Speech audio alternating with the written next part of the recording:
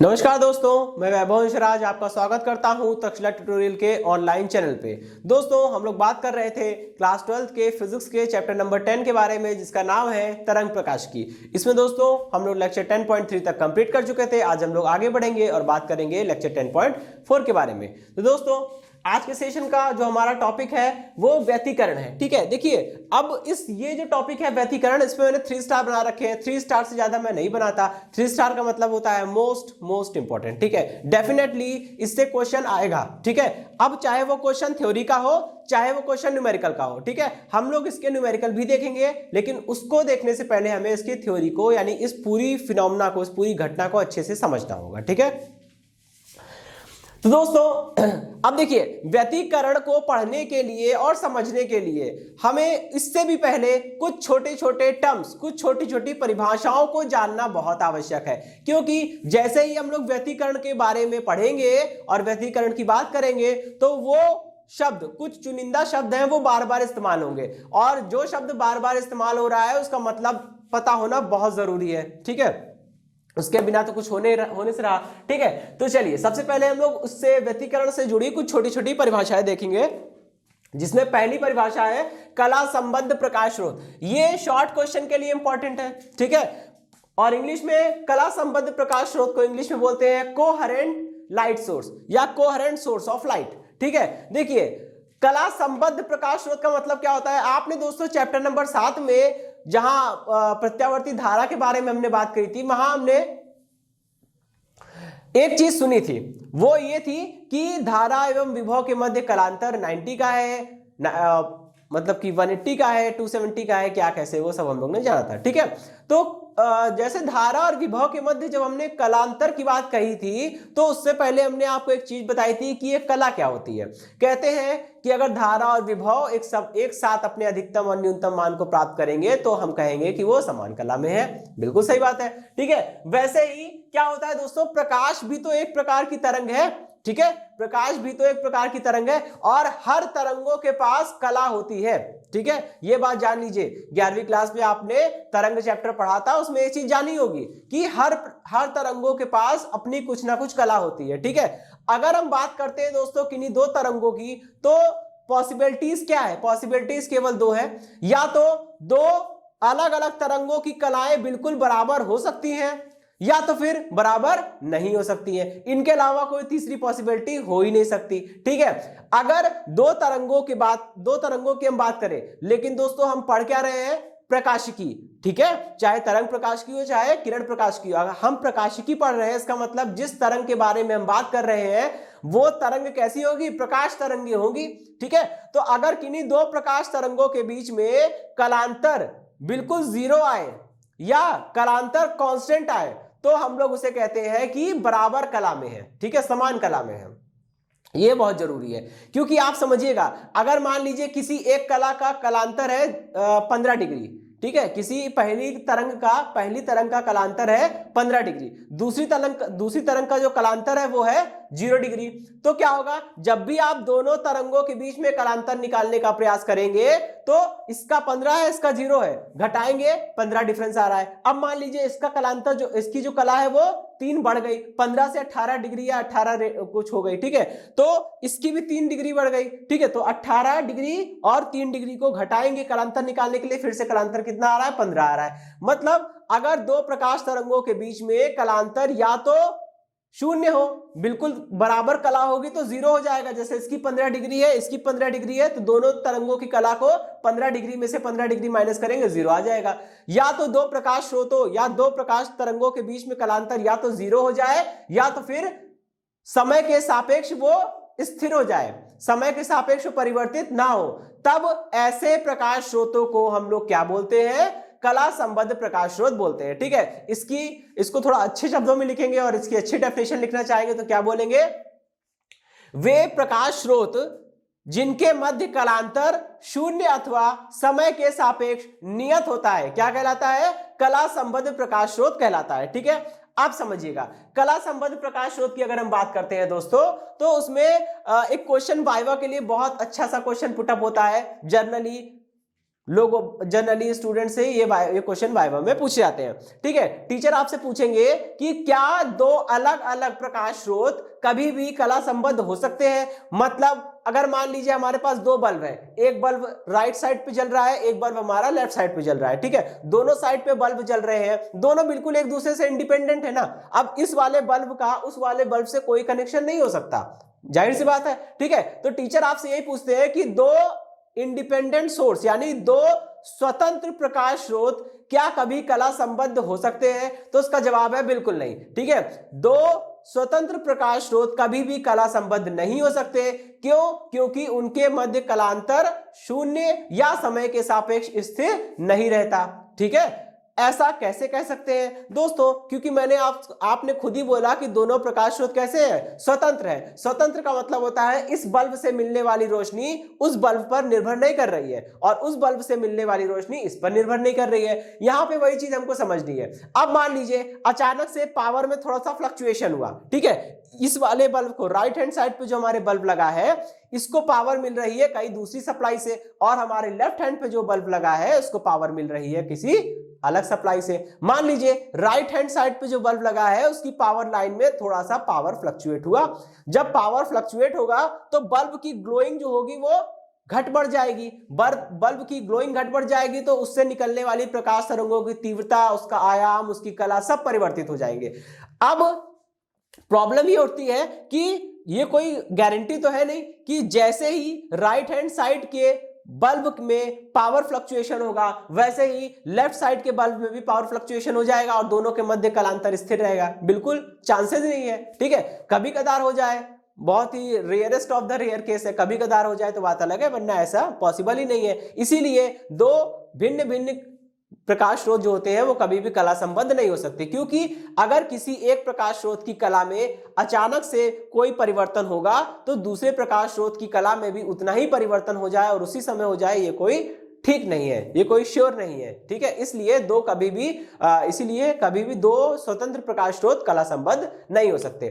ठीक है, तो टीचर का नेक्स्ट क्वेश्चन कि अगर दो स्वतंत्र प्रकाश स्रोत कभी भी कला संबद्ध नहीं हो सकते तो अभी जब हम आगे पढ़ेंगे व्यतिकरण, तो व्यतिकरण में क्या होगा दोस्तों? कला संबद्ध प्रकाश स्रोत चाहिए ही चाहिए, बहुत जरूरी होता है कि कला संबद्ध प्रकाश स्रोत होना।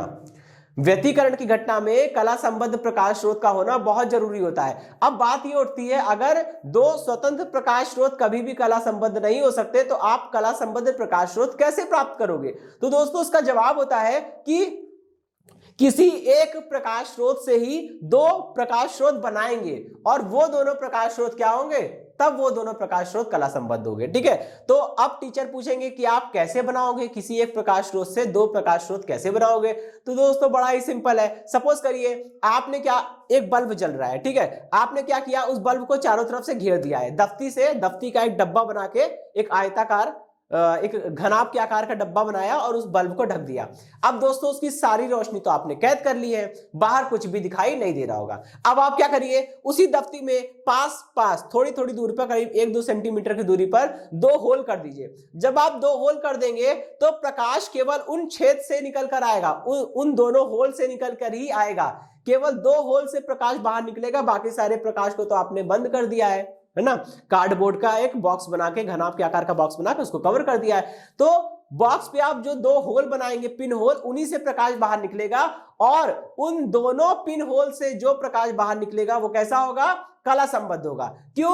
क्योंकि अगर पावर फ्लक्चुएशन हुआ तो मेन बल्ब जो है वो फ्लक्चुएट करेगा, तो उसी बल्ब का प्रकाश तो दोनों होल से निकल रहा है। अब जब मेन बल्ब के प्रकाश में फ्लक्चुएशन हुआ है, उसकी इंटेंसिटी यानी तीव्रता घटी या बढ़ी है, तो दोनों पिन होल से निकलने वाले प्रकाश की तीव्रता भी उतनी ही घट या बढ़ जाएगी और उन दोनों के मध्य कलांतर जो होगा वो क्या होगा? वो स्थिर बना रहेगा। ठीक है, तो इस प्रकार से हम लोग किसी एक मूल प्रकाश स्रोत से दो या दो से अधिक कला संबद्ध प्रकाश स्रोत प्राप्त कर सकते हैं। ठीक है दोस्तों, और कला संबद्ध प्रकाश स्रोत को प्राप्त करने के आधार पर ही हम लोग व्यतिकरण को भी दो भागों में बांट सकते हैं, लेकिन वो अभी आपके कोर्स के दायरे में नहीं आता, तो अभी हम उसके बारे में चर्चा नहीं करेंगे। ठीक है, चलिए, तो समझता हूं, उम्मीद करता हूं कि आपको कला संबद्ध प्रकाश स्रोत समझ में आ गया होगा और इससे जुड़े जो वाइवा लायक मोस्ट इंपॉर्टेंट क्वेश्चन थे वो भी आपको समझ में आ गए होंगे। ठीक है, ध्यान रखिएगा दोस्तों, ये आपसे वाइवा में सच में पूछे जा सकते हैं, बहुत ही फेमस क्वेश्चन होते हैं। ठीक है, चलिए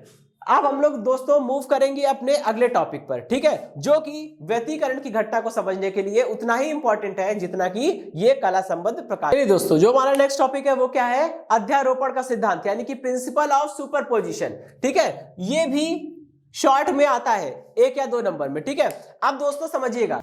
अच्छा दोस्तों, हमें इतना पता है कि अगर किसी माध्यम में कोई तरंग संचरित होती है तो वो तरंग माध्यम के कणों से अनेकों बार टकराती है। अब जब कोई तरंग किसी कण से अनेकों बार टकराएगी तो क्या होगा, वो तरंग उस कण को टक्कर मारेगी, तो हर टक्कर के संगत कुछ ना कुछ ऊर्जा वो कणों को प्रदान करेगी। मतलब तरंग ने कण को टक्कर मारी तो तरंग ने अपनी कुल ऊर्जा का कुछ हिस्सा उस कण को दे दिया। ठीक है, फिर वो आगे बढ़ी, दूसरे कण को टक्कर मारेगी तो क्या होगा, वो अपनी थोड़ी सी ऊर्जा उस कण को भी देगी। तरंग जितने कणों से टकराएगी सभी कणों को अपनी अपनी ऊर्जा देने लगेगी। अब दोस्तों आप इस बात को समझ सकते हैं, मान लीजिए आप खड़े हैं, पीछे से आके आपको कोई टक्कर मारता है तो आप भी गति करने लगते हैं, वो चीज है। वैसे ही क्या होगा, जब कणों को तरंग से टक्कर, आपके जो माध्यम के जो कण है वो तरंग से जब टकराएंगे तो क्या होगा, वो कण भी गति करने लगेंगे, उन कणों का भी विस्थापन होगा।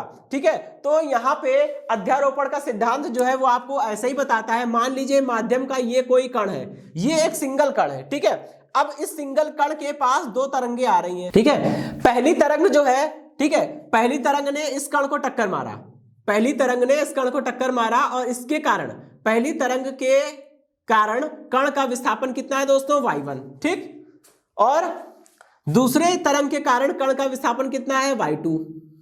समझिएगा दोस्तों, विस्थापन एक सदिश राशि होती है, 11वीं क्लास में हमने पढ़ा है, इस चीज का ध्यान रखिएगा। ठीक है, तो माध्यम में स्थित कोई एक कण जिस पर दोनों तरंगे अपना अलग अलग विस्थापन उत्पन्न कर रही हैं, अब ये कण कुल कितना विस्थापन प्रदर्शित करेगा, ठीक है, ये बात कौन बताएगा, अध्यारोपण का सिद्धांत बताएगा। क्योंकि बात सही है दोस्तों, ऐसा थोड़ी ना है कि माध्यम में तो हजारों तरंगे चल रही हैं, ऐसा तो है नहीं कि एक तरंग केवल माध्यम के एक ही कण से टकराएगी, ऐसा नहीं है। बहुत सारे चांसेस है, ऐसा हो सकता है कि कोई एक कण है, उसको पहली तरंग ने टक्कर मारा, फिर दूसरी तरंग ने भी आके उसको टक्कर मारा, अपनी ऊर्जा दी, तीसरी तरंग ने ऊर्जा दी। अब इसके बाद प्रॉब्लम ये होती है कि अगर हम किसी एक कण की स्थिति पर विचार करते हैं तो ये बताना थोड़ा सा प्रॉब्लम करता है कि इस कण का कुल विस्थापन कितना होगा, क्योंकि इस कण का पहली तरंग के कारण विस्थापन y1 है, दूसरी तरंग के कारण विस्थापन y2 है। तब क्या होगा दोस्तों, इसके लिए अध्यारोपण का सिद्धांत दिया गया है। अध्यारोपण का सिद्धांत कहता है कि तरंगों के किसी माध्यम में संचरण के कारण माध्यम के किसी कण का कुल विस्थापन, माध्यम के किसी कण का कुल विस्थापन जो होता है वो अलग अलग तरंगों के कारण उत्पन्न विस्थापनों के सदिश योग के बराबर होता है। ठीक है, चलिए तो दोस्तों ये है आपका अध्यारोपण का सिद्धांत। ठीक है, अध्यारोपण का सिद्धांत में जो हमने बोला है उसी को एक बार और समराइज कर रहे हैं, इसको देखते चलिएगा और शब्द सुनते चलिएगा, आपको रटने की आवश्यकता नहीं पड़ेगी। ठीक है, अध्यारोपण के सिद्धांत के अनुसार किसी तरंग के किसी माध्यम में संचरित होने के पश्चात या संचरित होने के कारण माध्यम के किसी कण का कुल विस्थापन y प्रत्येक तरंग के कारण उत्पन्न विस्थापनों के सदिश योग के बराबर होता है। यहां पे y1 क्या है, पहली तरंग के कारण कण का विस्थापन, y2 क्या है, दूसरी तरंग के कारण कण का विस्थापन। इसी तरह से कोई जरूरी थोड़ी ना है कि 2 ही तरंगे होगी, 10, 20, 100, 1000, करोड़ कुछ भी हो सकती है। ठीक है, तो जितनी भी तरंगे होगी सभी तरंगों के कारण कण का अलग अलग विस्थापन लेकर उसका सदिश योग कर देंगे, जो आएगा वही कण का कुल विस्थापन होगा, और इसी को हम लोग बोलते हैं अध्यारोपण का सिद्धांत। ठीक है, आपने 11वीं क्लास में तरंग के समीकरण पढ़े होंगे। ठीक है, तो अलग अलग टाइप की आपने तरंग पढ़ी होगी, प्रगामी तरंग, अप्रगामी तरंग, समतल प्रगामी तरंग और कई टाइप की तरंग पढ़ी होगी। ठीक है, तो आपने देखा होगा एक तरंग आपने पढ़ी होगी, इसमें से प्रगामी तरंग। प्रगामी तरंग मतलब प्रोग्रेसिव वेव जो होती है उनकी समीकरण को हम लोग कैसे लिखते हैं, y = a sin ω t। ठीक है, तो जो समीकरण हम लोग लिखते हैं प्रगामी तरंगों के लिए, वैसी ही समीकरण होती है प्रकाश तरंगों की भी। ठीक है, तो यहां पे y1 क्या है, पहली तरंग, पहली प्रकाश तरंग के कारण कण का विस्थापन। और दोस्तों कोई जरूरी नहीं है कि ये प्रकाश तरंगों के लिए ही अध्यारोपण का सिद्धांत लगेगा। अध्यारोपण का सिद्धांत हर प्रकार की तरंगों के लिए लगता है। यहां तक कि पानी में आपने कंकड़ फेंका तो वहां भी मान लीजिए 2-4 कंकड़ आप साथ में फेंक दीजिए, तो क्या होगा, सभी अलग अलग जो आपने कंकड़ फेंके हैं उसके कारण अलग अलग लहरें उत्पन्न होगी। वो सभी लहरें किसी एक कण पे अलग अलग विस्थापन उत्पन्न करेगी, y1, y2, y3, y4। तो ये अध्यारोपण का सिद्धांत वहां भी लगेगा। ठीक है, तो यहां पे हम लोग प्रकाश तरंगों की बात कर रहे हैं क्योंकि हम प्रकाश की पढ़ रहे हैं। ठीक है, तो प्रकाश तरंगों की समीकरण को भी हम लोग ऐसे लिख सकते हैं कि y = a sin ωt। ठीक है, अब देखिए यहां पे दोनों तरंगों के आयाम अलग अलग है, इसलिए पहले तरंग का आयाम a1 हो गया, दूसरे तरंग का आयाम कितना हो गया दोस्तों, a2 हो गया। ठीक है, और दोस्तों देखिए दोनों की कलाएं समान है क्योंकि साइन के साथ जो एंगल लिखा होता है थीटा के टर्म्स में, वही क्या होता है, वही तो कला होती है। ठीक है, तो ये कला जो है दोनों की समान है, ωt। ठीक, अच्छा अभी दोस्तों हम लोग आगे बढ़ेंगे और बात करते हैं अपने नेक्स्ट टॉपिक के बारे में, जो कि मेन डेफिनेशन है कि व्यतिकरण होता क्या है। ठीक है दोस्तों, अब जो हमारे टॉपिक है वो है व्यतिकरण की परिभाषा।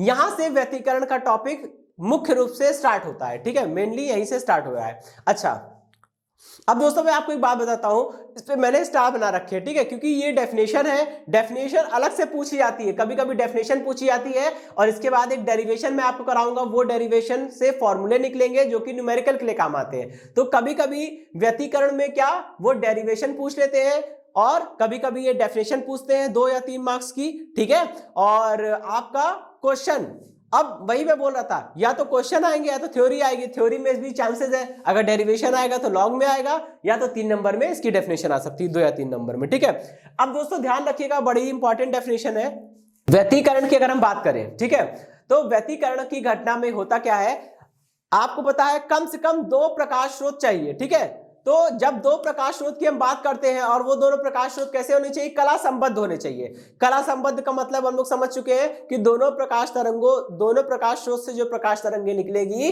उन प्रकाश तरंगों के मध्य कलांतर या तो 0 हो या वो समय के साथ परिवर्तित ना हो रहा हो, तभी 2 प्रकाश स्रोत आपके कला संबद्ध कहलाएंगे। और जब तक 2 कला संबद्ध प्रकाश स्रोत नहीं मिलेंगे तब तक व्यतिकरण की कल्पना भी नहीं की जा सकती।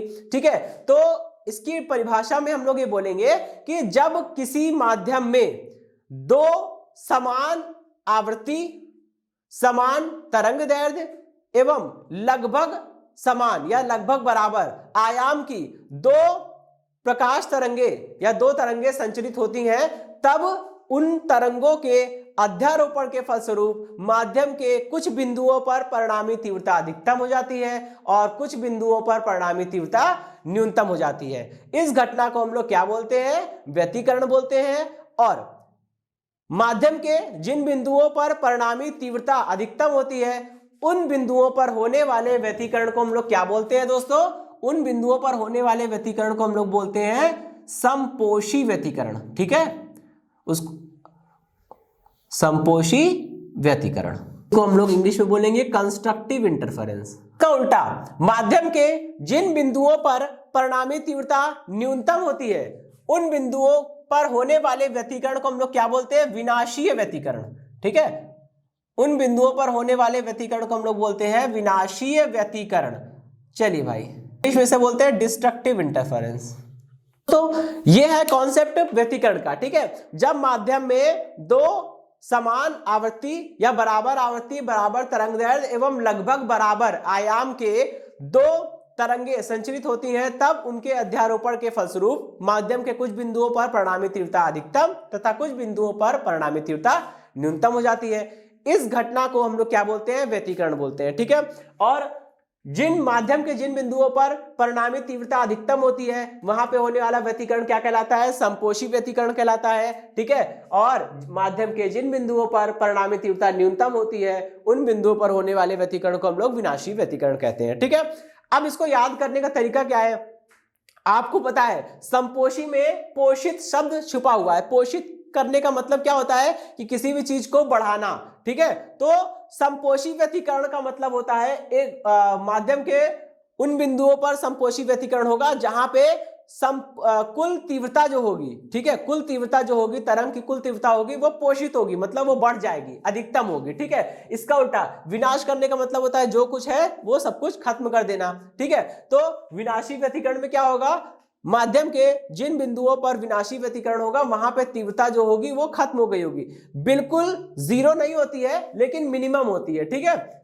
चलिए, तो ये बात तो आपको समझ में आ गई होगी। व्यतिकरण की परिभाषा में आपको केवल इतना बोलना है, ठीक है दोस्तों। अब हम लोग बढ़ते हैं अपने नेक्स्ट टॉपिक की ओर, जो कि एक डेरिवेशन है जिसमें हम लोग किसी व्यतिकरण की घटना के लिए परिणामी आयाम कितना होना चाहिए, परिणामी तीव्रता कितनी होनी चाहिए, अधिकतम तीव्रता कितनी होनी चाहिए, न्यूनतम तीव्रता कितनी होनी चाहिए, और ये दोनों केस हम लोग डिस्कस करेंगे, ठीक है। समपोषी और विनाशी व्यतिकरण का केस भी उसमें डिस्कस करेंगे। तो दोस्तों चलिए बढ़ते हैं हम लोग नेक्स्ट टॉपिक की ओर।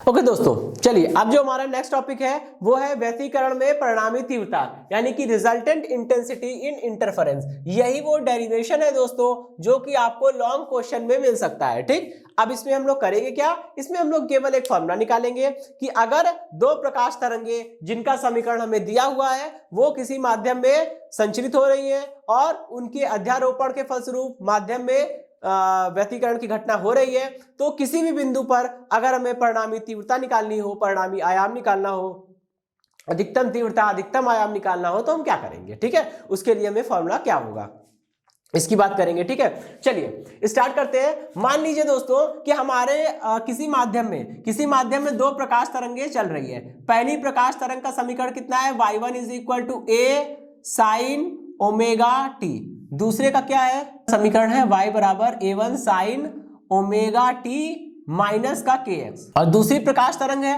ठीक है, उसके मध्य उसमें दूसरी प्रकाश तरंग का जो समीकरण है वो कितना है, y2 = a2 sin omega T minus का kx प्लस का फाई, ठीक है। चलिए भाई ये बात समझ में आ गई। अच्छा, अब इसको हम लोग समझते हैं। देखिए दोस्तों, यहां पे जो y1 लिखा है वो पहली प्रकाश तरंग के कारण माध्यम के किसी कण का विस्थापन है, ठीक है। इसी प्रकार यहां पे जो दूसरा समीकरण जो y2 लिखा है वो दूसरी प्रकाश तरंग के कारण माध्यम के किसी कण का विस्थापन है, और पहली वाली तरंग के कारण माध्यम के कण का विस्थापन y1 = a1 sin omega T minus kx है, और किसी दूसरे कण का कण का दूसरी तरंग के कारण विस्थापन जो है y2 = a2 sin omega T minus kx plus. तो अगर माध्यम में दो प्रकाश तरंगे चल रही है जिनके समीकरण हमें दिए गए हैं, ठीक है, और सब दोनों तरंगों के समीकरण को देख के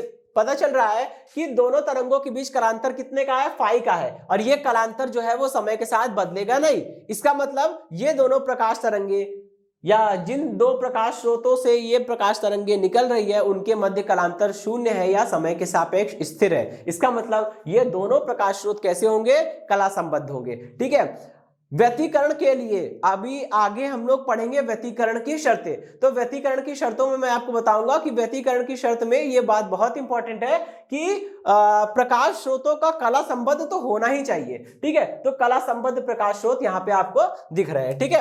अब माध्यम के किसी कण का कुल विस्थापन कितना होगा दोस्तों, माध्यम के किसी कण का कुल विस्थापन जो होगा वो अध्यारोपण सिद्धांत के अनुसार क्या होगा, वेक्टर y1 = y1 + y2, ठीक है, ये अध्यारोपण के सिद्धांत से, ठीक। अब आप इसका कुल विस्थापन निकालिए। कुल विस्थापन कैसे मिल जाएगा, देखिए y1 की वैल्यू रखिए a1 sin omega T minus का kx, ये बात समझ में आ गई। अच्छा, प्लस y2 की जगह पे वैल्यू रखिए a2 sin omega T minus का kx प्लस का फाई, ठीक है। चलिए अभी हमको करना क्या है, अब दोस्तों यहां पे ध्यान रखिएगा a1 अपनी जगह पे हो गया, ठीक है। इसमें sin a माइनस बी का फॉर्मूला लगाइए और इसको ओपन करिए। sin a माइनस बी लगाइए, कितना हो जाएगा, ये हो जाएगा sin a cos b minus cos a into sine B. तो इसको खोलने से कोई फायदा नहीं, इसको ओपन करिए, ठीक है,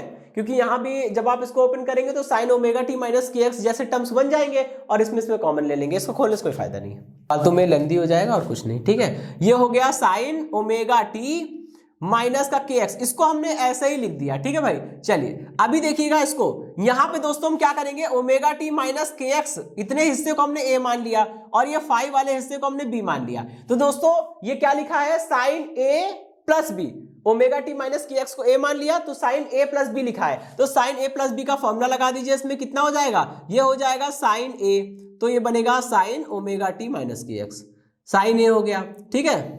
साइन ए कॉस बी, तो ये हो गया कॉस बी, बी की जगह पे 5 हो गया अपना, sign A cos B plus cos A sine B, cos A में कॉस ओमेगा टी माइनस का के x, sign A cos B, cos A sine B, अब ये हो गया साइन बी यानी कि साइन 5, ठीक है भाई, इतनी बात समझ में आ गई। अच्छा चलिए अब हम लोग क्या करेंगे, अब हम लोग आगे बढ़ेंगे, ठीक, ओके।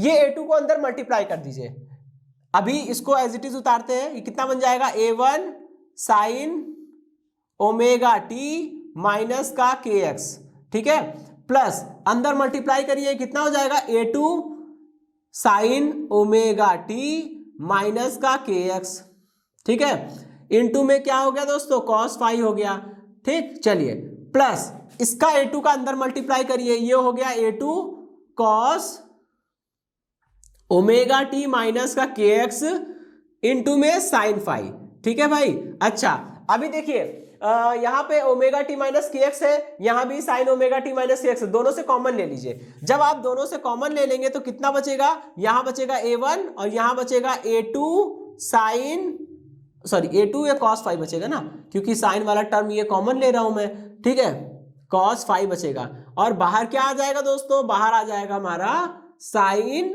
ओमेगा टी माइनस का के एक्स, ठीक है। ये बात आप समझ गए, साइन ओमेगा टी यहां भी है, साइन ओमेगा टी माइनस के एक्स यहां भी है, दोनों जगह से कॉमन ले लेंगे, यहां से आप साइन ओमेगा टी माइनस के एक्स कॉमन लेंगे, बचेगा a1, लेकिन यहां से साइन ओमेगा टी माइनस के एक्स कॉमन लेंगे तो ये cos बचेगा, cos 5 बचेगा और इनटू में a2 बचेगा, तो ये a2 cos 5 हो गया, ठीक है। प्लस इसको एज इट इज उतार दीजिए, a2 ये हो गया cos, ठीक है, ओमेगा टी माइनस का के एक्स, ठीक है, और इनटू में क्या हो गया, ये हो गया साइन 5, ठीक। अभी देखिए ये तो इक्वेशन नंबर आपकी हो गई है 1, ठीक है। अभी हम क्या करेंगे दोस्तों, यहां पे देखिएगा, माना इस इक्वेशन को सिंप्लीफाई करना है, सिंप्लीफाई करके हमें एक ऐसी इक्वेशन बनानी है जो बिल्कुल y is equal to A sine omega T minus के एक्स के फॉर्म में हो, ठीक है, उसको हमें प्रिपेयर करना है। तो उसके लिए क्या करेंगे, हमने दोस्तों a1 प्लस a2 cos 5 को क्या माना है, यहां पे हम a1 प्लस a2 cos 5 को हम मान लेते हैं, इसको हमने मान लिया r cos 5, ठीक है। चलिए भाई, और देखिए यहां पे क्या कर सकते हैं हम लोग, इसमें इतना हो गया, अब यहां पे इसको लिख सकते हैं, दूसरा क्या बच रहा है, ये बच रहा है a2 साइन 5, तो a2 साइन 5 को हम मानेंगे, a2 साइन 5 को हम मानेंगे r साइन 5, ठीक है। अच्छा ऐसा करने से होगा क्या दोस्तों, ऐसा करने से ये होगा कि इस पूरे की जगह आ जाएगा r cos 5 और a2 साइन 5 की जगह आ जाएगा r साइन 5। अब r है क्या, r जो है वो उस कण का परिणामी आयाम है, ठीक है। आपको पता है दोस्तों कि अब जब हम बात कर रहे हैं दो प्रकाश तरंगों की, तो दोनों प्रकाश तरंगों के कारण, पहली प्रकाश तरंग के कारण उसका आयाम कितना है, a1 है, दूसरी प्रकाश तरंग के कारण आयाम कितना है, a2 है। अब हमें इस वाले डेरिवेशन में यही करना है कि उस कण का परिणामी आयाम निकालना है, कि उस कण का परिणामी आयाम कितना होगा या कितना हो सकता है, ठीक है। तो चलिए हमने यहाँ पे r जो माना है वो क्या है, r जो है वो परिणामी आयाम है, यहां मैं मेंशन कर दे रहा हूं, क्या है, परिणामी आयाम है, ठीक। चलिए अब हम लोग क्या करेंगे, समीकरण नंबर 1 से कंटिन्यू करेंगे। तो ये हो गया है y इज इक्वल टू, इसकी जगह रख देंगे r cos 5, ये हो गया r cos 5, और ये क्या है इसके साथ, इंटू में साइन ओमेगा टी माइनस का के एक्स, ठीक है भाई। चलिए ये बात समझ में आ गई। अच्छा प्लस लगाइए, ठीक, a2 साइन 5 की जगह लिख दे रहा हूं मैं r साइन 5, ये हो जाएगा r साइन 5, और इसके साथ इनटू में क्या है, cos ओमेगा टी माइनस का के एक्स। अच्छा अभी देखिए, अब आपके पास r कॉमन लेने के चांसेस है, r कॉमन ले लीजिए, बनेगा क्या, जब आप r कॉमन लेंगे दोस्तों तो ये बन जाएगा साइन ओमेगा टी माइनस के एक्स को a मान लीजिए, थोड़ी देर के लिए इसको a मान लीजिए और फाई को आप b मान लीजिए, जैसे आपने पहले किया था यहाँ पे, ठीक है। तो ये लिखा है sine a cos b plus cos a sine b, ये क्या बन जाएगा, ये बन जाएगा आपका साइन प्लस b, यानी कि ओमेगा टी माइनस का के एक्स प्लस, ठीक है। ये इक्वेशन नंबर आपने इसको r cos फाई को इक्वेशन नंबर 2 मान लीजिए, r sin फाई को इक्वेशन नंबर 3 मान लीजिए, और ये हमारी इक्वेशन नंबर 4 हो गई, ठीक है।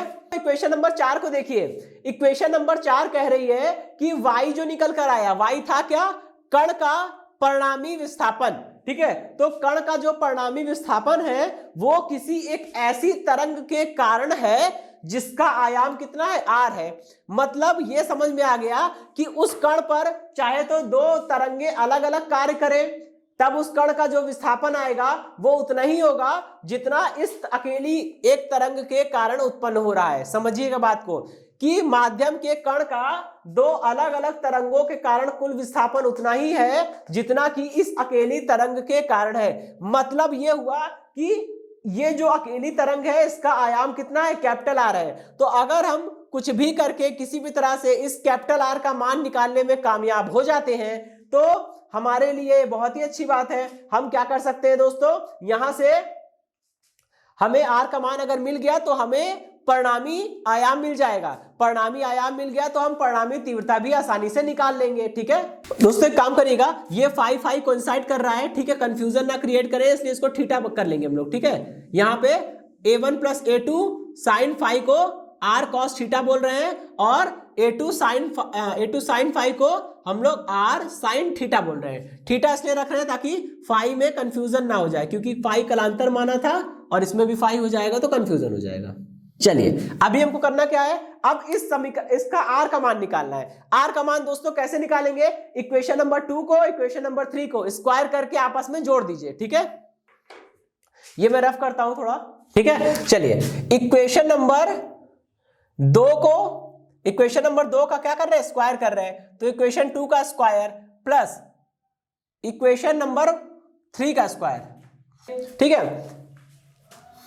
पहले आप इक्वेशन नंबर 2 का स्क्वायर करिए, R square cos square theta plus equation number 3 का भी ये वाला राइट हैंड साइड को स्क्वायर करके इस तरफ लिख रहे हैं, R square sine square theta, ठीक है। कितना आ जाएगा दोस्तों, जब आप R square sine square R cos theta का स्क्वायर कर रहे हैं तो इतने का होल स्क्वायर हो जाएगा, इतने पूरे का होल स्क्वायर मतलब a1 plus a2 cos phi, ठीक है, इसका आपको होल स्क्वायर करना है, प्लस आर साइन थीटा का होल स्क्वायर, यानी इसका होल स्क्वायर करना है, ये हो जाएगा a2 साइन फाई, इसका होल स्क्वायर करेंगे, ठीक है।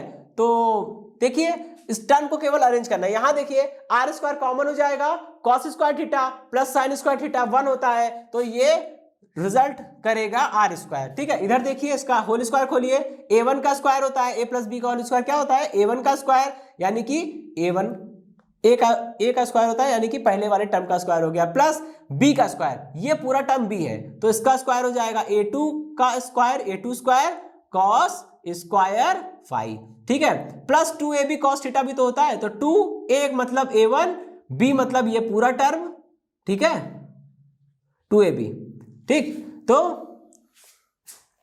अच्छा यहां पे ध्यान रखिएगा, हाँ ये फाई है, ठीक है। तो कितना हो गया, a1 a square plus B square plus 2ab हो गया। अब ये वाला टर्म यहाँ होल स्क्वायर तो है नहीं, ये आसानी से खुल जाएगा, a2 का स्क्वायर और ये हो गया साइन स्क्वायर फाई, ठीक है। अच्छा अभी देखिए हमको करना क्या है, अब यहां से हमें r की वैल्यू निकालनी है, इसको थोड़ा रफ करता हूं मैं, थोड़ा सा अरेंज करना है। R square is equal to a2 कहां है, a2 यहां पर है, यहां पर है, ठीक है। तो a1 स्क्वायर को तो पहले ऐसे ही लिख लेंगे, a2 स्क्वायर को लिखने से पहले a2 स्क्वायर लिखा, ब्रैकेट लगाएंगे, ठीक है, ब्रैकेट लगाएंगे, ये क्या बन जाएगा, ये बन जाएगा कॉस स्क्वायर फाई प्लस ये बन जाएगा साइन स्क्वायर फाई, ठीक है, और cos square phi plus sine square phi यहां से कॉमन हो गया भाई, ठीक है। क्या बचेगा, ये बचेगा 2a1 a2 कॉस फाई, ठीक है। अब इस बात को समझिएगा, cos square phi plus sine square phi 1 हो जाएगा, ठीक है। क्या बचेगा, ये बचेगा R square is equal to a1 का स्क्वायर प्लस a2 का स्क्वायर प्लस ये बचेगा 2a1 a2 cos फाई। ठीक है, यहां से दोस्तों हमें इक्वेशन मिलेगी r is equal to under root में, ठीक है, इसको हमने इक्वेशन नंबर 5 बोल दिया। ठीक है, कि R square is equal to a1 का स्क्वायर प्लस a2 का square plus 2a1 a2 cos phi. ठीक है, ये हमारे परिणामी आयाम का मान हो गया।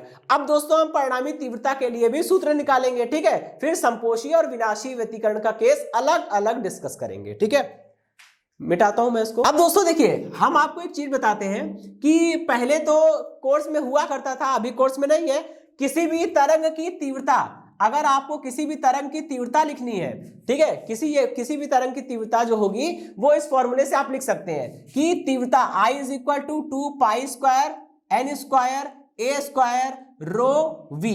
यहां पे सभी संकेतों का अर्थ मैं आपको समझाता हूं।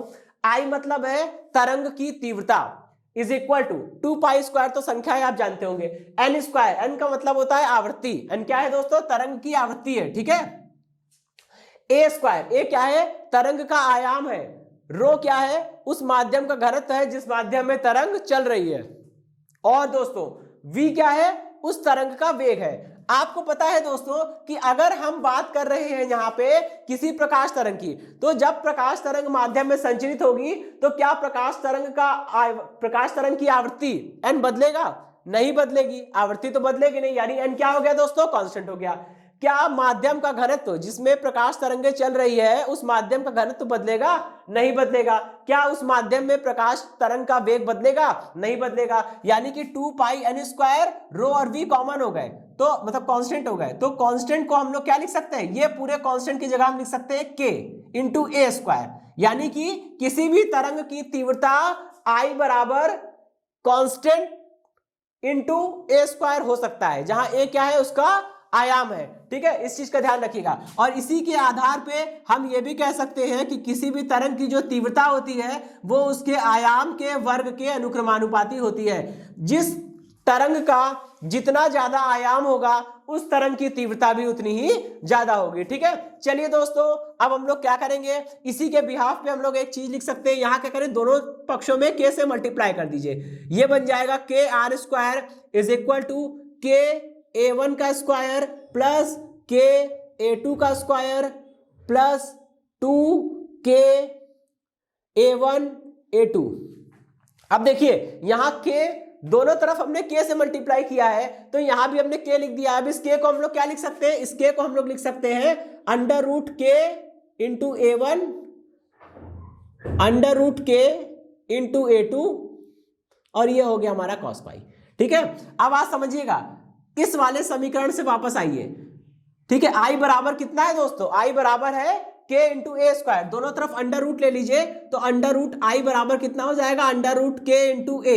यानी कि तीव्रता का वर्गमूल बराबर होता है कांस्टेंट के वर्गमूल के इंटू आयाम, आयाम का स्क्वायर नहीं, आयाम, क्योंकि दोनों पक्षों में वर्गमूल लेंगे तो a स्क्वायर का वर्गमूल लेने पर केवल a आएगा। ठीक है, यहां पे वही चीज हो रही है दोस्तों, k into R square, k into R square, R क्या है दोस्तों, परिणामी आयाम है। जब परिणामी आयाम का स्क्वायर करके k से कांस्टेंट से मल्टीप्लाई करेंगे तो जो तीव्रता आएगी वो परिणामी तीव्रता होगी ना भाई, सीधी सी बात है। जब आपने आयाम परिणामी आयाम रखा है तो जो तीव्रता आएगी वो परिणामी तीव्रता होगी I। ठीक है, इसी प्रकार a1 क्या है दोस्तों, पहली प्रकाश तरंग का आयाम। जब पहली प्रकाश तरंग के आयाम a1 का स्क्वायर करके k से मल्टीप्लाई करेंगे तो पहली प्रकाश तरंग की तीव्रता यानी कि I1 बनेगी, पहली प्रकाश तरंग जो है उसकी तीव्रता I1। ठीक है, इसी प्रकार दूसरे प्रकाश तरंग का जो आयाम है वो है a2। जब आप a2 का स्क्वायर करके k से मल्टीप्लाई करेंगे तो दूसरी प्रकाश तरंग की तीव्रता बनेगी I2। ठीक है, इसी प्रकार यहां पे आप समझिएगा, जब k इंटू a1 का स्क्वायर मिलके I1 बना है, ठीक है, तो ये under root k into a1 क्या बनेगा, अंडर रूट में I1 बनेगा। ठीक है, इसी प्रकार जब I2 is equal to k into a2 का स्क्वायर बना है तो अंडर रूट में k इंटू a2 क्या बनेगा, अंडर रूट I2। ठीक है, यहां पे वही चीज बनेगी दोस्तों, ये पूरा बन जाएगा, ये देखिए ये पूरा बनेगा अंडर रूट में I1 और ये पूरा बनेगा अंडर रूट में I2, ये रहा, और ये हो गया दोस्तों हमारा cos फाई। बात समझ में आ गई? अच्छा, ये हो गई हमारी इक्वेशन नंबर 6। ठीक है, चलिए अब हम लोग आगे बढ़ेंगे, ठीक है। अब हम लोग डिस्कस करेंगे संपोषी और विनाशी व्यतिकरण। दोस्तों संपोषी और विनाशी व्यतिकरण जब हम लोग डिस्कस करेंगे तो हमें मुख्य रूप से केवल इक्वेशन नंबर 5 और इक्वेशन नंबर 6 चाहिए होगी, ठीक है। तो अभी मैं इसको रफ करता हूं क्योंकि बिल्कुल भी स्पेस नहीं है, और जब हम लोग करेंगे तो इक्वेशन नंबर 5 और इक्वेशन नंबर 6 को ऊपर यहाँ पे लिख देंगे, ठीक है। दोस्तों संपोषी व्यतिकरण यानी कि कंस्ट्रक्टिव इंटरफेरेंस की पहचान क्या है? कंस्ट्रक्टिव इंटरफेरेंस में होता है कि माध्यम के जिन बिंदुओं पर संपोषी व्यतिकरण हो रहा होगा उन बिंदुओं पर परिणामी आयाम अधिकतम होगा, परिणामी तीव्रता अधिकतम होगी, ठीक है। अब जरा इक्वेशन नंबर 5 को देखिए। इक्वेशन नंबर 5 में क्या है? आपको दिख रहा है कि A1 क्या है? पहली तरंग का आयाम है जो कि कांस्टेंट है, वो बदल नहीं सकता। इसी प्रकार A2 क्या है? दूसरी तरंग का आयाम है जो कि कांस्टेंट है, और A1 A2 भी कांस्टेंट हुए। बचा केवल फाई। फाई ही एक ऐसी चीज है जो अलग अलग बिंदुओं पर बदल रहा होगा, ठीक है। तो यानी कि जब फाई का मान अधिकतम होगा तब आर का मान अधिकतम होगा, जब फाई का मान न्यूनतम होगा तब आर का मान न्यूनतम होगा। यहां पे इस चीज को समझिएगा, ठीक। तो संपोषी व्यतिकरण के लिए क्या करना है? कॉस फाई का मान अधिकतम होना चाहिए। और दोस्तों कॉस फाई का मान मैक्सिमम कब होगा? मैक्सिमम तब होगा जब फाई बराबर 2n पाई होगा, ठीक है। इसका मतलब यह हुआ, हम ये भी कह सकते हैं कि माध्यम के जिन बिंदुओं पर प्रकाश तरंगों के मध्य कलांतर फाई जो है वो पाई का पूर्ण गुणज होगा, पूर्ण समगुणज होगा, ठीक है। पूर्ण समगुणज होगा, उन बिंदुओं पर संपोषी व्यतिकरण होगा, ठीक है। यहां पे दोस्तों n बराबर 0, 1, 2, 3 कुछ भी हो सकता है, ठीक है। तो यहां पे दोस्तों देखिए अब संपोषी व्यतिकरण की 3 परिभाषा हो गई। पहली परिभाषा में आप बोल सकते हैं कि माध्यम के जिन बिंदुओं पर परिणामी आयाम अधिकतम होगा वहां पे होने वाला व्यतिकरण संपोषी व्यतिकरण होगा। दूसरी परिभाषा, माध्यम के जिन बिंदुओं पर तीव्रता अधिकतम होगी उन बिंदुओं पर होने वाला व्यतिकरण संपोषी व्यतिकरण होगा। तीसरी परिभाषा कि माध्यम के जिन बिंदुओं पर दोनों प्रकाश तरंगों के मध्य कालांतर पाई का समगुणज होगा, पाई का समगुणज होगा यानी कि इवन मल्टीपल होगा, ठीक है। सम संख्या में मल्टीप्लाई में आएंगे यहाँ पे नंबर्स, तो उन बिंदुओं पर भी क्या होगा? संपोषी व्यतिकरण हो रहा होगा, ठीक है। तो चलिए संपोषी व्यतिकरण के लिए एक शर्त है दोस्तों, याद रखिएगा, इसे न्यूमेरिकल में भी काम आएगी। संपोषी व्यतिकरण के लिए फाई बराबर 2n पाई होना चाहिए, ठीक है। 2n पाई होना चाहिए, यह है संपोषी व्यतिकरण के लिए। चलिए अब क्या है?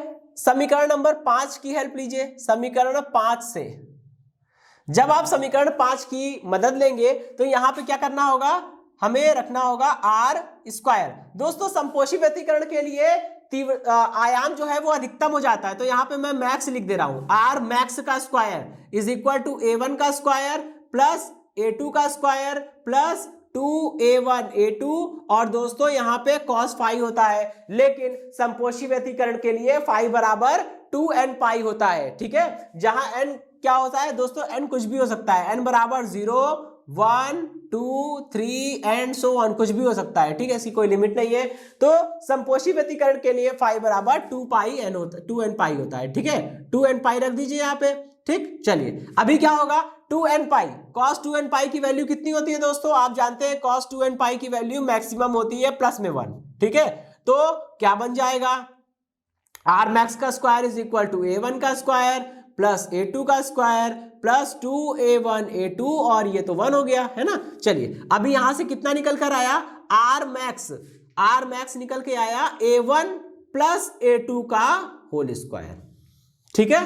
चलिए ये हो गई हमारी इक्वेशन नंबर 7, ठीक। ये तो बात इसके लिए हो गई। अब हम लोग इक्वेशन नंबर 6 से काम करेंगे और तीव्रता निकालेंगे। जैसे हमने निकाला है कि संपोषी व्यतिकरण के लिए परिणामी आयाम कितना हो जाएगा? संपोषी व्यतिकरण के लिए परिणामी आयाम हो जाएगा R max is equal to A1 plus A2, ठीक, ओके। वैसे ही हम लोग तीव्रता निकालेंगे। तो समीकरण 6 की बात करते हैं। तो समीकरण 6 I इज इक्वल टू कितना है? I1 plus I2 plus 2 under root में I1 अंडर रूट में I2, और यहां पे हो गया ये cos 2n पाई।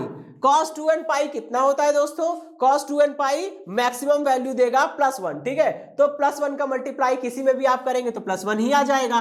कितना हुआ ये, i इज इक्वल टू, देखिए इसको मैं लिख सकता हूं √i1 का स्क्वायर, इसको मैं लिख सकता हूं √ में i2 का स्क्वायर, ठीक है, और इसे मैं लिख सकता हूं 2 टाइम्स √ में i1 √ में i2, ठीक है। अच्छा अभी देखिए क्या बन जाएगा, ये बन जाएगा i इज इक्वल टू √ में i1 प्लस √ में i2 का होल स्क्वायर, ठीक है, ये बन जाएगा। तो ये हो गई हमारी इक्वेशन नंबर 8, ठीक है। अच्छा अब लास्ट में एक चीज और समझने वाली है दोस्तों, हमें पता है, हमने आपको चैप्टर नंबर 8 में बताया था कलांतर और पथांतर में संबंध, ठीक है दोस्तों, ठीक है। ये इक्वेशन निकल आई कि हमें पता चल गया कि समपोषी व्यतिकरण में परिणामी तीव्रता इतनी होती है। और दोस्तों हमने प्रत्यावर्ती धारा चैप्टर जब हम लोग पढ़ रहे थे तो हमने वहां पे बात करी थी, एक फॉर्मूला दिया था कि कलांतर और समांतराल के मध्य संबंध और कलांतर और पथांतर के मध्य संबंध। मैंने कहा था कि ये जो संबंध है कलांतर और पथांतर के बीच का संबंध, ये आपको अभी काम नहीं आएगा, ये आपको चैप्टर नंबर 10 में हेल्प करेगा। तो उसका समय आ गया है दोस्तों। देखिए कलांतर और पथांतर के मध्य संबंध क्या होता है, delta phi is equal to 2 pi by lambda into delta X, ठीक है। चलिए अभी आप यहां से डेल्टा एक्स की वैल्यू निकालिए, delta X is equal to कितना हो जाएगा, ये हो जाएगा λ/2 पाई इंटू में कलांतर, ठीक है। कलांतर मतलब कलाओं का अंतर, इसलिए मैंने डेल्टा लिखा है क्योंकि फिजिक्स में डेल्टा राशि जो होती है वो दो राशियों के बीच के अंतर को प्रदर्शित करती है, ठीक है। अच्छा यहां से जरा डेल्टा एक्स का मान निकालने का प्रयास करिए, λ/2 pi multiplied by delta phi. भाई समपोषी व्यतिकरण के लिए कलांतर कितना आया था, समपोषी व्यतिकरण के लिए कलांतर जो है वो 2n पाई आ रहा था, तो यहाँ पे कलांतर की जगह आप 2 पाई n या 2n पाई रखेंगे, 2 पाई से 2 पाई कट जाएगा और ये कलांतर पथांतर कितना आ गया, n लैम्डा आ गया। तो यहां से एक चीज समझ में आ रही है हमें, वो चीज ये है कि इक्वेशन नंबर 9 बोल रहा हूं, ठीक है। वो चीज ये है कि अब हमारे पास समपोषी व्यतिकरण की 4 परिभाषा हो गई। पहली परिभाषा कि माध्यम के जिन बिंदुओं पर परिणामी आयाम अधिकतम होगा वहां समपोषी व्यतिकरण होगा। दूसरी परिभाषा, माध्यम के जिन बिंदुओं पर परिणामी तीव्रता अधिकतम होगी वहां समपोषी व्यतिकरण होगा। तीसरी परिभाषा, माध्यम के जिन बिंदुओं पर प्रकाश तरंगों के मध्य कलांतर पाई का समगुणज होगा वो भी क्या कहलाएगा, वो भी हमारा उस बिंदु पर भी हमारा समपोषी व्यतिकरण होगा। चौथी परिभाषा, माध्यम के जिन बिंदुओं पर प्रकाश तरंगों के मध्य कलांतर प्रकाश की तरंगदैर्ध्य लैम्डा का पूर्ण गुणज होगा वो कहलाएगा क्या, उन बिंदुओं पर भी जिन बिंदुओं पर पथांतर जो है वो प्रकाश की तरंगदैर्ध्य लैम्डा का पूर्ण गुणज होगा, उन बिंदुओं पर भी हमारा समपोषी व्यतिकरण होगा। यहाँ पे n बराबर 0 1 2 कुछ भी हो सकता है, ठीक है, 0 1 2 3 एंड सो ऑन, कुछ भी हो सकता है, ठीक है। तो दोस्तों ये समपोषी व्यतिकरण की पूरी बात हमने कर ली। अब इसी प्रकार हम विनाशी व्यतिकरण की बात करते हैं और यही सारी चीजें विनाशी व्यतिकरण के लिए भी हम लोग करेंगे, ठीक है। चलिए दोस्तों समीकरण नंबर 5 से भाई R, आपको पता है कि विनाशी व्यतिकरण वो व्यतिकरण होता है जिन बिंदुओं पर परिणामी आयाम जो होता है वो न्यूनतम होता है। मतलब माध्यम के जिन बिंदुओं पर परिणामी आयाम न्यूनतम होगा उन्हीं बिंदुओं पर विनाशी व्यतिकरण होगा, ठीक है दोस्तों। विनाशी व्यतिकरण में परिणामी आयाम न्यूनतम होने के लिए यह अति आवश्यक है कि cos फाई का मान न्यूनतम हो, क्योंकि a1 a2 ये सारे कांस्टेंट्स हैं। जहां पे cos का मान न्यूनतम होगा वहीं पे वैल्यू जो होगी न्यूनतम होगी। दोस्तों cos का न्यूनतम मान होता है -1, ठीक है। cos फाई अपना न्यूनतम मान देगा, मिनिमम वैल्यू दे, इसके लिए यह अति आवश्यक है कि फाई का मान कितना हो जाए 2n - 1 इंटू पाई, ठीक है। यहाँ पे n क्या है, n बराबर यहाँ पे 0 नहीं हो सकता, 1 2 3 एंड सो ऑन, क्योंकि यहाँ 0 रखेंगे तो एंगल निगेटिव वाले लगेगा, ठीक है। उसको छोड़कर बाकी आप कोई भी वैल्यू रखिए, ठीक। इन पर क्या होता है, cos फाई जो होगा वो अपना न्यूनतम मान देगा, ठीक। तो विनाशी व्यतिकरण के लिए प्रकाश तरंगों के मध्य कलांतर कितना होना चाहिए, 2n - 1 पाई, ठीक है, 2n - 1 पाई। ये किसके लिए, विनाशीय व्यतिकरण के लिए। तो अब हम लोग बात करेंगे समीकरण नंबर 5 की, ठीक। चलिए समीकरण नंबर 5 क्या है, समीकरण 5 में हमको पता है कि अगर हम विनाशी व्यतिकरण की बात करते हैं तो विनाशी व्यतिकरण में परिणामी आयाम जो है वो न्यूनतम मिलेगा, इसलिए मैं यहाँ पे आर मिनिमम लिख रहा हूं, आर मिन का स्क्वायर, आर मिनिमम का square is equal to A1 का स्क्वायर प्लस A2 का स्क्वायर 2 टाइम्स A1 A2 और यहाँ पे होगा ये cos फाई। ठीक है, अगले स्टेप में क्या होगा, अगले स्टेप में मैं यहाँ पे आर, अच्छा cos फाई, जब हमने यहाँ पे आर मिनिमम लिख दिया है तो विनाशी व्यतिकरण के लिए फाई बराबर कितना होता है 2n माइनस का 1 पाई, ये भी आप यहाँ पे मेंशन कर दीजिए। ठीक है, तो ये क्या हो जाएगा, आर मिनिमम का square is equal to A1 का स्क्वायर प्लस A2 का स्क्वायर प्लस 2A1 A2 और दोस्तों cos 2n माइनस का 1 पाई ये कितनी वैल्यू देता है, ये वैल्यू देता है -1, तो आगे जो -1 से मल्टीप्लाई करेंगे वो इधर आ जाएगा। यहां से क्या निकल के आएगा, R minimum is equal to A1 difference A2। ठीक है, इक्वेशन नंबर 9 तक बन चुकी थी, इक्वेशन नंबर 10 हो गई दोस्तों। ठीक है, यहां पे देखिए, यहां मैंने एक साइन लगाया है डिफरेंस का, इसे हम लोग वैसे इसे बोलते हैं टिल्ड। ठीक है, लेकिन आप इसे A1 डिफरेंस A2 पढ़ सकते हैं। इसका मतलब यह होता है कि A1 A2 में से जो भी नंबर बड़ा होगा उसको दूसरे वाले नंबर में से घटा देंगे। हमें केवल डिफरेंस लेना है, कोई माइनस या प्लस का साइन नहीं लेना है। ठीक है, अगर A1 बड़ा होगा तो A1 माइनस A2 कर देंगे, अगर A2 बड़ा होगा तो A2 माइनस A1 कर देंगे। ठीक है, चलिए इसी प्रकार दोस्तों हम लोग समीकरण नंबर 6 से बात करते हैं। ठीक है, समीकरण 6 से देखिए, समीकरण 6 में जो तीव्रता मिलेगी वो न्यूनतम होगी, तो I मिनिमम लिखा है, I minimum is equal to कितना हो जाएगा, I1 plus I2 plus 2 root में I1 I2, ये भी अंडर रूट होगा। ठीक है, अंडर रूट में I1 अंडर रूट में I2 और दोस्तों ये हो जाएगा cos 2n माइनस का 1 पाई। ठीक है, अच्छा 2n माइनस 1 पाई ये क्या बन जाएगा, माइनस में वैल्यू देगा, ये यहां से निकल के आएगा I minimum is equal to under root में I1 का स्क्वायर प्लस अंडर रूट में I2 का square plus 2 times I1 I2 और दोस्तों यहां से वैल्यू आएगी -1 और ये -1 इधर आ जाएगी। ठीक है, यहां से बनेगा क्या, I minimum is equal to under root में I1 माइनस अंडर रूट में I2। अब दोस्तों देखिए यहां भी वही बात है।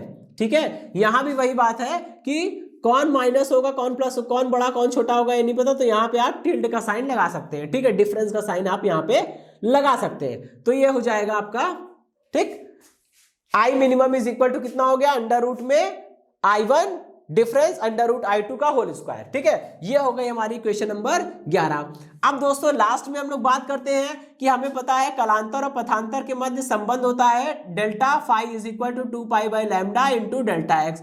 यहां से जरा पथांतर का मान निकालिए, पथांतर बराबर कितना आ जाएगा, lambda upon 2 pi multiplied by delta phi. और दोस्तों हम बात कर रहे हैं विनाशी व्यतिकरण की, तो विनाशी व्यतिकरण के लिए जो कलांतर होता है वो कितना होता है, कलांतर होता है 2n माइनस का 1 इंटू पाई। ठीक है, पाई से पाई कैंसिल हो जाएगा और delta X is equal to कितना निकल के आएगा, 2n माइनस का 1 इंटू लैम्डा बाई 2। यहां पे इस चीज को समझिएगा कि यहां पे लास्ट वाली इक्वेशन नंबर 12 निकली है। अब दोस्तों हमारे पास विनाशी व्यतिकरण के लिए 4 डेफिनेशन निकल आई है। हम बोल सकते हैं माध्यम के जिन बिंदुओं पर परिणामी आयाम न्यूनतम होता है वहां पे विनाशी व्यतिकरण होता है। दूसरी परिभाषा, माध्यम के जिन बिंदुओं पर परिणामी तीव्रता न्यूनतम होती है वहां भी विनाशी व्यतिकरण होता है। डेफिनेशन नंबर 3, माध्यम के जिन बिंदुओं पर प्रकाश तरंगों के मध्य कलांतर पाई का विषम गुणज होता है उन बिंदुओं पर भी विनाशी व्यतिकरण होता है। डेफिनेशन नंबर 4, माध्यम के जिन बिंदुओं पर प्रकाश तरंगों के मध्य कलांतर प्रकाश की तरंग दैर्ध्य लैम्डा का विषम एवं पूर्ण गुणज नहीं होता है।